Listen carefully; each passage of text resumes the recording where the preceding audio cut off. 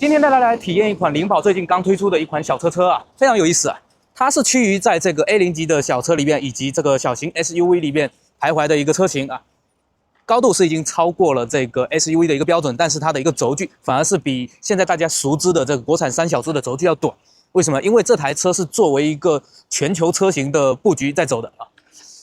更短的这个轴距呢，意味着更灵活的一个操控性。整个外观大家可以简单看一下啊。比较有意思的点就是官方给它的这个大灯、车灯跟车辆的一个尾灯啊，命名为一个嘻嘻跟哈哈，合起来就是嘻嘻哈哈啊。整体的一个设计的风格属于是一个偏中性的，可以说是男女通杀啊。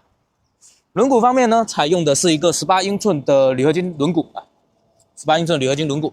整个车身侧面我比较喜欢的一点就是它的这个门把手的一个造型啊，内嵌式的又半隐藏式的，兼顾这个风阻和实用性啊，这非常不错啊。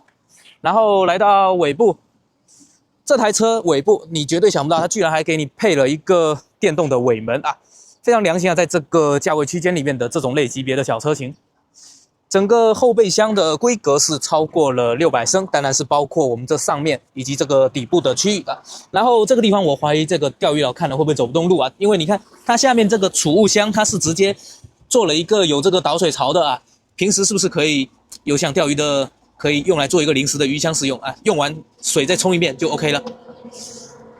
然后的话，后备箱它有给你安排了这个2处满载3公斤的一个挂钩，以及这个12伏的电源插槽啊。背靠是支持一个比例的放倒。OK， 关掉电尾门，我们去车辆的2排看一下。打开2排，大家可以看到它的这个座椅下方是有一个拉手的啊，这是什么功能呢？之前飞度引以为傲的这个魔术座椅，领跑的 A10它也给你安排上了，看到没有？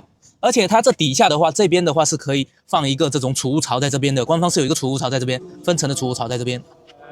所以整台车的一个空间还是非常的可观啊，整体的一个利用率，并不会因为说它的一个轴距做得比其他的 A0级小车要小。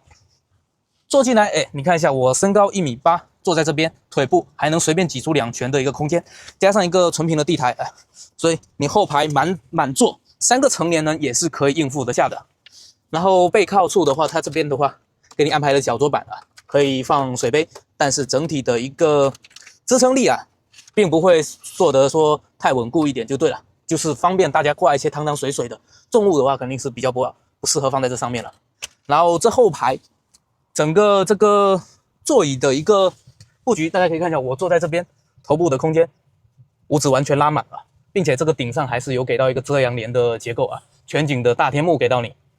这你能想得到吗？这同级别里面，你说有哪几台车有像这个配置给你拉到这么顶的啊？可以说基本上钱都花在刀刃上了啊。顶部上给到了扶手跟挂钩啊，然后像我们的这个门板处，它也是有给到这个一个储物槽，然后底下的话水杯槽在这边啊，储物槽平时放手机没什么问题啊。然后是这种机械的开门方式啊，很实用。然后这台车的话，后排可能我感觉到有一点欠缺的点是什么？就是说它后排没有给到这个出风口以及这个充电的接口啊，这个是比较可惜的，只给到一个小小储物槽在这边啊。整个中控的布局啊，随大流的 T 字形啊，悬浮式的大屏给到你在这边啊，然后一个偏镂空的一个双幅样式方向盘。我们去前面看一下。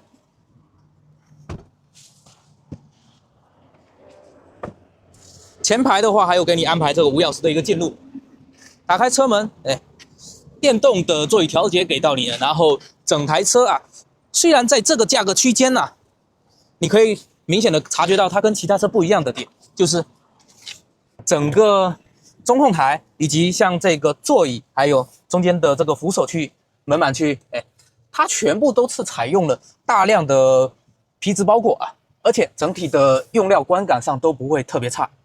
并且座椅上还是做了一个母婴级的认证啊，质感方面的话是绝对在线的。再来看一下它的这个仪表盘显示的啊，当前的一个车速、档位，然后剩余的续航里程。这一侧显示的是它的地图导航啊。很直观，小小一个，而且不是特别挡视线啊，在这个地方。然后再来看它的这个车机啊，这次它 A10的一个车机，它是给到了一个全系入门是标配给到了8155，然后顶配带激光雷达版本是给到了8295，所以整体的流畅度大家可以看一下。并且它这上面的话，像这些后视镜的调节、车窗的调节、天窗遮阳帘的一个调节以及尾门的调节，都是可以在这个缩略图这个小车上去直接进行一个控制的啊，就是说没有留任何的一个实体按键了。你需要开空调的话，就必须点击这边啊，它会自动给你开到这个中档位啊。然后想详细的操作啊，像风向的调节就必须要进入到这个里面去进行一个操作了，二级菜单里面。座椅方面的话是有给到这个一键加热以及我们的方向盘加热，整体的流畅度大家可以看一下，360度的全景影像有给到你啊，然后一些三方应用的适配。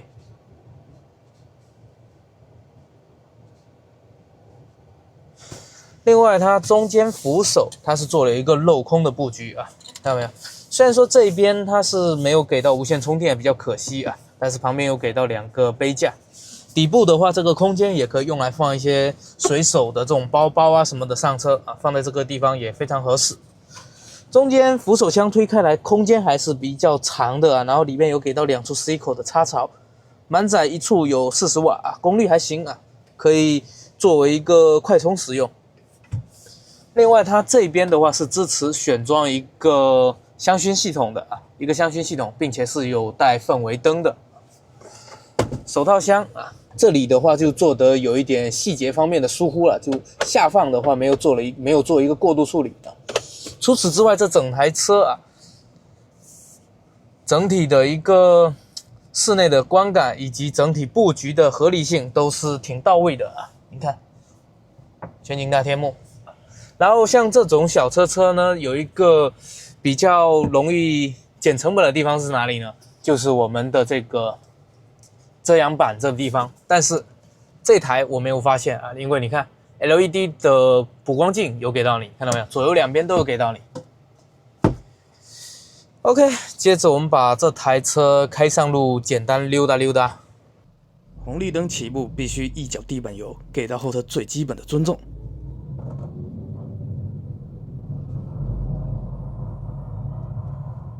起步还是非常轻快顺畅的啊，并不会窜，但是同理的就没什么推背感。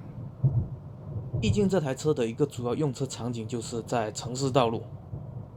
动力方面的话，给你安排了2套电机，一台70千瓦，一台90千瓦的。百公里加速就是在一个10秒级别。参数看着不显眼，但实际开起来的话，比同级别的这种加速能力在这个10秒级的油车会强一点，因为它这个电车嘛，整体油门调教也比较线性，全阶段。日常超车变道什么的都随便拿捏没问题的。另外，整台车的风噪控制的也是不错啊，像这个70-80码，在这个郊区的快速路上开着，还是挺舒适的啊。给你们对比一下开关窗状态下的风噪和过小减速带的一个表现。前方在红绿灯入口左转，请走最左侧车道。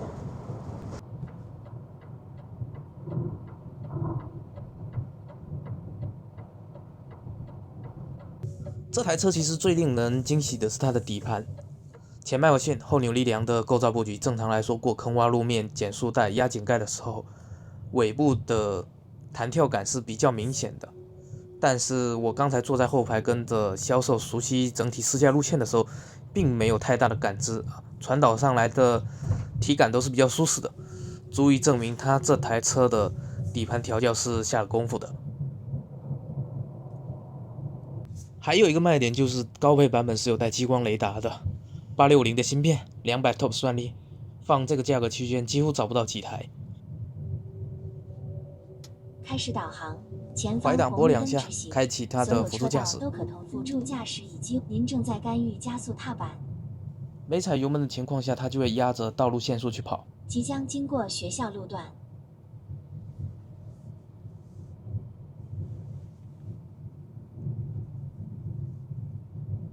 多辆车减速路口，小心行人穿行。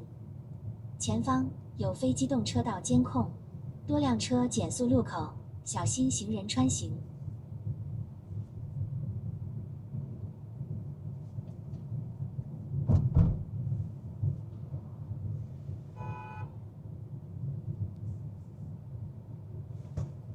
您正在干预加速踏板。感觉慢了，你就可以踩油门加速或者踩刹车，它自动退出。试一下自动泊车啊，点这个位置，它可以选择车头在里面还是车屁股在里面啊。我们现在是请松开刹车及方向盘，泊车进行中，请注意周围安全。